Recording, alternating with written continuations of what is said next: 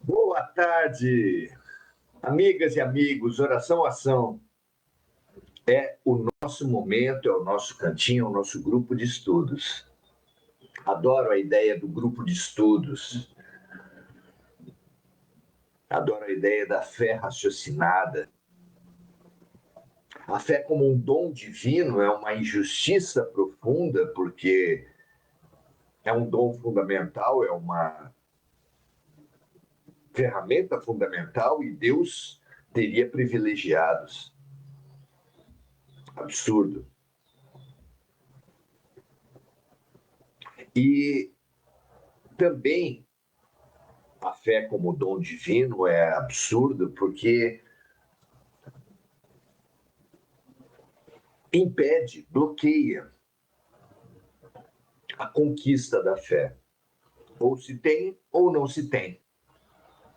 Já a fé raciocinada, não. A fé raciocinada se baseia na conquista de uma ferramenta como outra qualquer. Antes da visão científica, tudo se explicava como a vontade de Deus. Com a visão científica, descobre-se leis regendo os fenômenos. Com a fé raciocinada também. Sem ela, tudo é dom divino e com ela, descobre-se que Deus também age na humanidade, na criação, no universo, através de leis. O que dá não apenas entendimento, mas previsibilidade para a fé, como deu para a ciência. Um raio, típica manifestação divina na visão mística, se torna previsível que caia num mastro metálico alto, pelo conhecimento da lei que rege o fenômeno.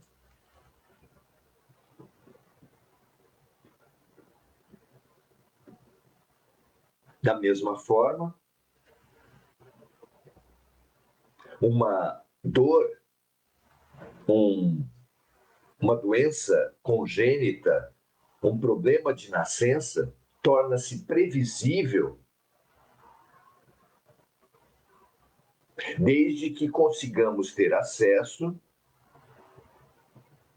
às vidas anteriores de uma certa pessoa. Se uma pessoa plantou vento, colhe tempestades, a lei de causa e efeito. O plantio é livre, mas a colheita é obrigatória. De forma que uma pessoa, um casal que negligenciou a paternidade e maternidade numa vida, podem vir com problemas de fertilidade, não como punição, mas para que na conquista da paternidade e da maternidade, pela luta dos diferentes tipos de tratamento, os constrangimentos sociais, econômicos, emocionais próprios da luta para a geração de filhos, vá reconstruindo na mulher, no homem e no casal a importância, a disponibilidade para a paternidade e a maternidade. É muito bonito compreender, ainda que primariamente, ainda que precariamente, porque é assim que o estudo não nos dá um conhecimento final sobre nada, se é que esse conhecimento final virá em algum momento, mas certamente não é só através do estudo, ainda que abranja os livros e a vida. Porque os livros são poucos livros e a vida é um pequeno intervalo, um pequeno espaço de tempo, e principalmente porque nós ainda temos um amadurecimento muito precário para análise tanto dos livros quanto da vida. Mas saber esse setting, esse ambiente nos faz não perfeitos, mas perfectíveis. Não com fé, que remove montanhas ainda, mas como capaz de conquistar essa fé. Isso é maravilhoso, porque nos dá uma perspectiva, ainda que ao longo das múltiplas vidas para frente, de conquistar as grandes ferramentas da expansão da alma. Por isso, nós felicitamos a você, a nós mesmos e aos coordenadores desse trabalho, todos, pelo é dando que se recebe, colocando a si mesmo, a nós mesmos, nesse caminho da evolução, da expansão, da conquista, do amor, pela fé, pela esperança, pelo conhecimento, pelo estudo e, claro, pelo serviço compassivo. Então, conhecemos a vida, conhecemos as leis, conhecemos o universo, refletimos esse conhecimento exterior com o conhecimento interior, o autoconhecimento, e nos propomos a pegar toda essa ferramenta fabulosa do conhecimento, do autoconhecimento, para manifestar a prática do bem, para praticar o bem em retorno também sempre tanto ao conhecimento quanto ao autoconhecimento. É sempre um triângulo com ação e reação.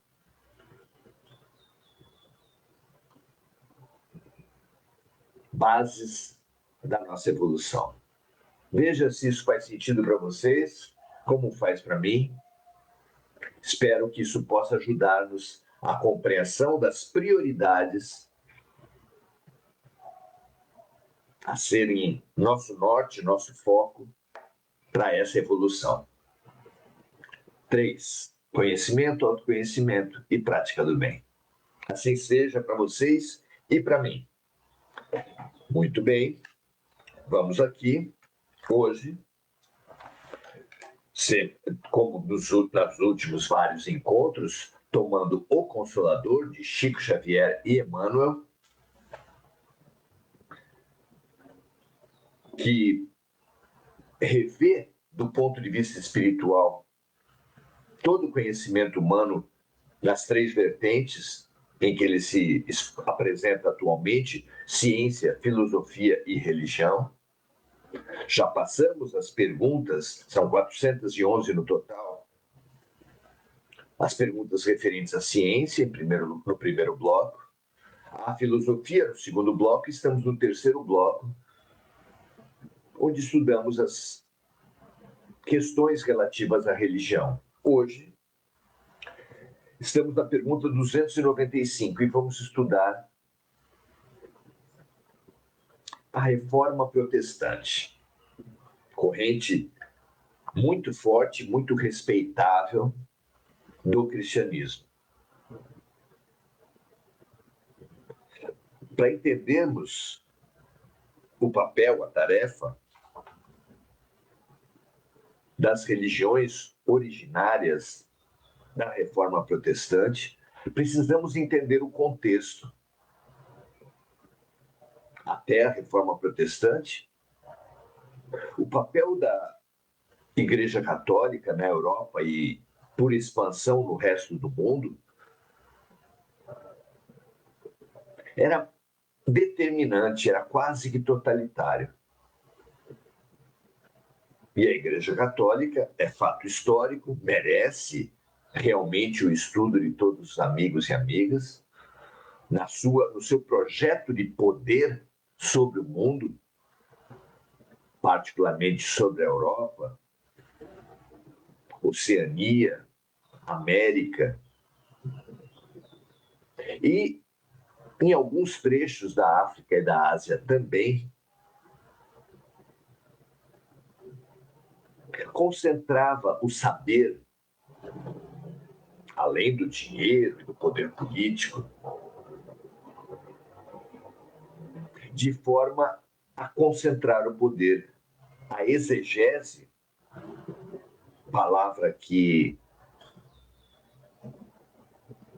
caracteriza a interpretação dos textos sagrados, era exclusividade dos sacerdotes. Apenas os sacerdotes poderiam refletir com mais profundidade e determinar a forma de interpretação dos chamados leigos.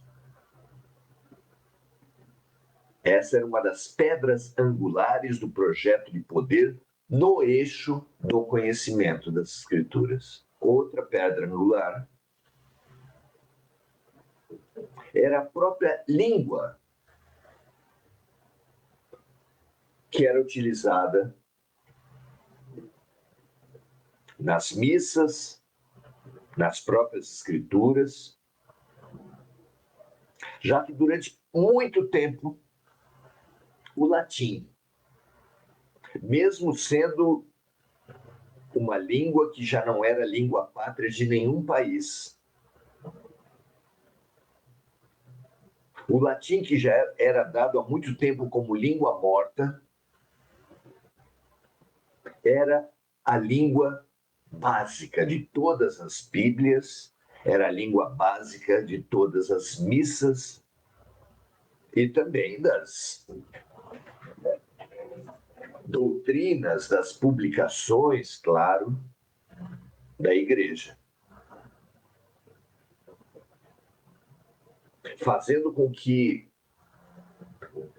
tudo fosse concentrado, tudo fosse controlado nas mãos de poucos.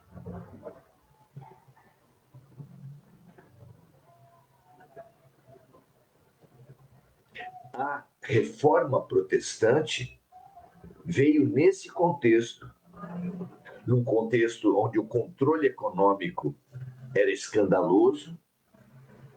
Martinho Lutero, a principal figura do início da reforma protestante, entre as suas várias teses, veio protestar contra as indulgências, que era um mecanismo criado pela Igreja Católica para absolver os pecadores. A Igreja praticamente montou um cardápio com todos os pecados e quanto cada pecador deveria pagar à Igreja para ficar quites com Deus, dando mesmo um certificado de quitação, de absolvição, pelo dinheiro pago à Igreja. Era um escândalo. Mas a Igreja queria, como grande forte, como grande marca do seu projeto de poder, construir a Capela Sistina no Vaticano. Um projeto ambicioso e caríssimo, que, claro, exigia um grande aporte de dinheiro e, sendo criadas as indulgências, como um governo cria um novo imposto. Era um escândalo que poucos se encorajavam a se opor abertamente. Martinho Lutero teve essa coragem. E teve a coragem também de defender o uso das línguas pátrias nos cultos e nas Bíblias. Foi tão importante esse movimento de quebra de alguns pilares do projeto de controle de poder da Igreja Católica sobre o mundo, quase todo, que na Constituição da Alemanha, para cuja identidade a questão do idioma, como de todas as nações, era central. O trabalho de Martinho Lutero na tradução da Bíblia para o alemão foi referência, foi constituinte da identidade do país. Lembremos-nos que estamos falando dos anos de 1500. Lembremos que a Europa vinha de uma organização social feudal. E a Constituição das Nações era uma obra a ser feita. E dentro dessa obra, da Constituição da Alemanha, particularmente, o reconhecimento do idioma no livro mais importante do Ocidente, até hoje, na época absolutamente central. Lembramos que até hoje muitas pessoas buscam alfabetização com o fim específico de ler a Bíblia. É muito comum isso. Naquele tempo era ainda mais central. A Bíblia era praticamente o livro, dominava amplamente a produção de livros, a cópia dos livros. Coincidiu nessa época também a invenção da imprensa, que ajudou a popularizar muito a Bíblia.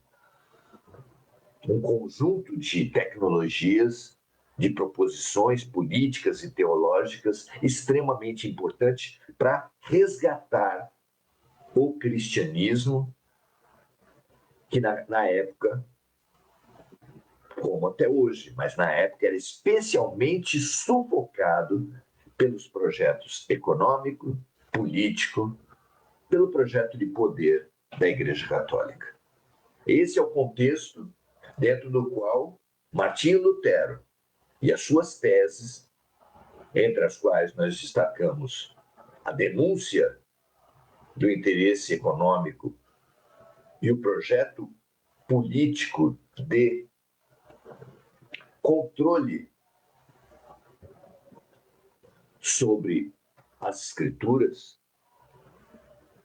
como aspectos centrais do advento do protestantismo, como aspectos fundamentais da missão, do papel do protestantismo no resgate, no refresco,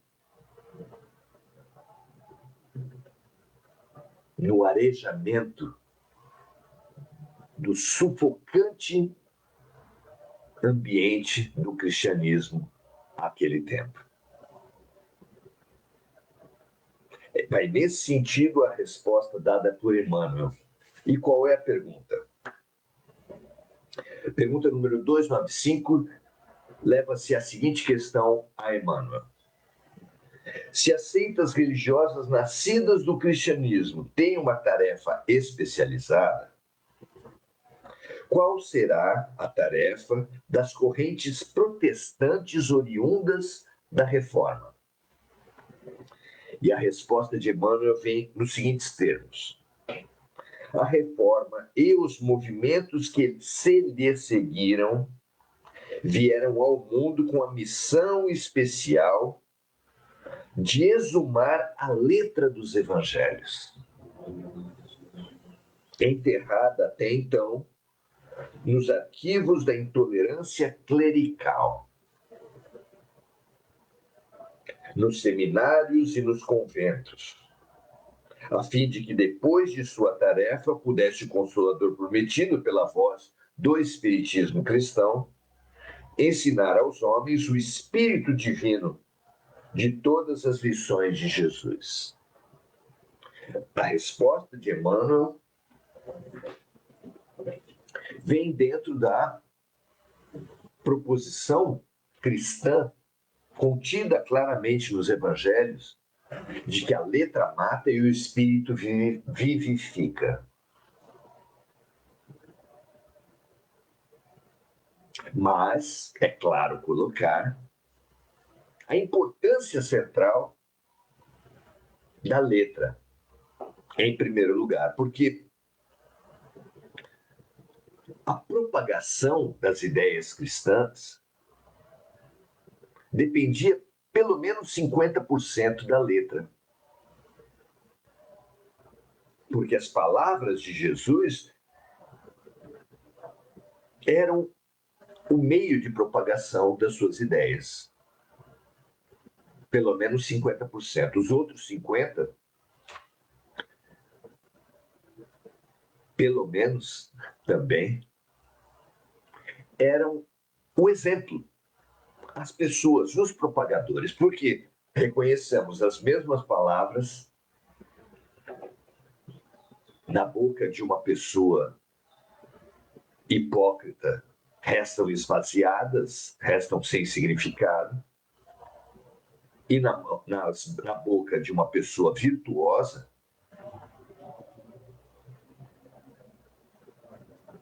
ganha uma força fabulosa. Os antigos, a tradição aqui no Brasil fala que um exemplo vale mais do que 1000 palavras. Então, ainda que a força do evangelho se dê pela força do pregador, a força de Jesus estava no seu exemplo muito mais do que nas suas palavras. Isso não desmerece a força das palavras, que estava sendo completamente sequestrada pelo projeto de poder da Igreja Católica. A libertação desse sequestro era um papel fundamental. Para depois dele, como ressaltou Emmanuel aqui, poderem os resgatadores do Evangelho fazerem a segunda tarefa fundamental, que é o Espírito. Por isso, Emmanuel coloca aqui que depois da grande contribuição da Reforma Protestante, resgatando a letra, outro movimento precisava ser feito resgatando o Espírito, o que em parte foi colocado nos braços, nos ombros de Francisco de Assis, claro, entre outros vários resgatadores do espírito do Evangelho, pela fé, pelo amor, pela humildade, pelo exemplo, e em outra parte, colocado nas costas de Kardec, também sempre pelo exemplo, pela atitude, pela humildade também, mas também pela força intelectual e pela integração com os espíritos. É um projeto do alto. Jesus tinha sido, vou usar de novo a palavra, sequestrado. E o resgate de Jesus começa pelo resgate da palavra, da mensagem através da palavra, passa necessariamente pela força do exemplo, para a qual Francisco de Assis e Allan Kardec tiveram um papel fundamental, e chega até nós com essa força, tanto da palavra resgatada quanto do exemplo. maravilhosa essa compreensão que Emmanuel nos traz aqui e que nós oferecemos aos amigos, com uma clara homenagem a Martinho Lutero, a Francisco de Assis e a Allan Kardec. Que todos consigam alcançar essa integração, consigam alcançar que, para muito longe de qualquer disputa, os luminares, aqui simbolizados por Martinho Lutero, Francisco de Assis e Allan Kardec, integram uma mesma ação, um mesmo projeto, um mesmo grupo da luz. Todos são os homens que, inseguros, violentos, arrogantes, orgulhosos, fazem disso uma guerra entre si. Saibamos que, como numa pirâmide, quanto mais alto subimos, mais unidos estamos. Assim seja, graças a Deus, para todos nós. Saudar os amigos agora. Maria José Sobral, muito bom ter você aqui, Mazé. Marco Aurélio Trindade, nosso grande amigo aqui, grande colaborador desse grupo de estudos. Saúdo muito a sua presença aqui, assim como de Lúcia Galvão, Emir Cajazeiras, saudando, emitindo, direcionando nossas vibrações para a saúde da nossa amiga Mônica Silva, que a Mônica receba e se fortaleça na força que aqui é reunida. Emir também saudando todos os amigos, Adelaide Dias também dando seu boa noite a todos, Diana Costa também, Igor Galvão, muito bom ter você aqui também, Igor. Boa noite para você também, Suzana Sazaki, muito feliz pela presença da nossa amiga, que ela continue na sua tarefa de fortalecimento físico e espiritual, que ela tão lúcida e corajosamente encarada. Muito feliz por todos, muito estimulantes esses estudos. Estimulo vocês também a compartilharem essa linha de reflexão como agregadora da religiosidade, das diferentes religiosidades, no universalismo religioso, que tanto precisa ser resgatado. Jesus disse que, sobre a religião do futuro, que haverá um só rebanho e um só pastor. E eu guardo para mim a certeza de que não é nenhum dos ismos, nem o evangelismo, nem o protestantismo, nem o catolicismo, nem o espiritismo, nem o budismo, mas a religião do futuro será a prática do amor. Todos aqueles lúcidos e corajosos que encararem essa religião do futuro desde já estarão com grandes passos para se habilitarem a terra do futuro, mundo de regeneração, que nos aguarda a todos. Paz e bem, até a próxima.